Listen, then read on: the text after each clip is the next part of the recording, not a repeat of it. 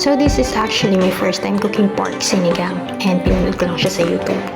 So ang first kong ginawa is nagpakulo ako ng water.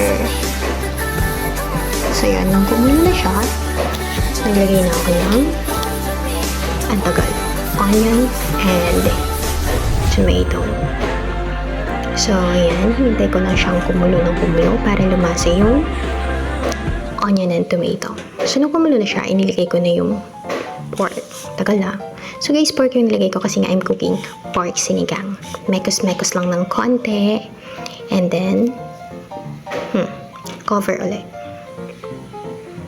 So yung feeling ko malambot na yung ating pork, naglagay na ako dyan ng salt and pepper para siguro magkaroon ng lasa or what. Actually guys, I'm not sure kung anong tama ba yung ginagawa ko o ano eh. So yun, after nun, pinakulo ko lang ulit siya. And then, nung kulong-kulo na siya, naglagay ako ng magic. Magic. It's a magic setup. So what's next? Also, yun, minekos-mekos ko lang pala. After mekos-mekos, cover again.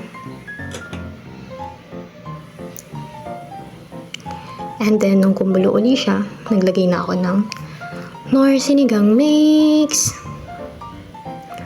Ay, ang tagal. Hinalo-halo ko pa pala siya dyan. Medyo mahirap mag-voice over. And then, nung ikinulo niya na nang ikinulo yung ating sinigang mix, naglagay ako ng konting patis. And, konting eggplant. After putting konting eggplant, kinover ko na ulit para lumambot yung ating eggplant. And the feeling ko malambot na yung eggplant, naglagay ako ng konting King Kong. It's King Kong. Kangkong. So yun guys, hinintay ko lang siyang lumambot ulit.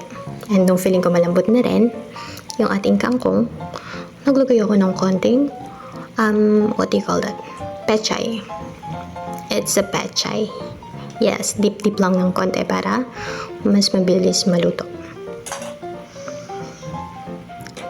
Then cover again. And if you feel like malambot na yun,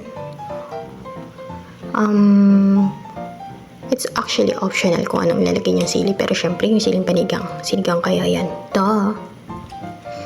Pero guys, nung nilagay ko yung sili, ang bango niya. So yan, pinakulo ko lang yan ng konti. And then, nung kumulo na siya, okay na siya. Actually, ready to serve na yan.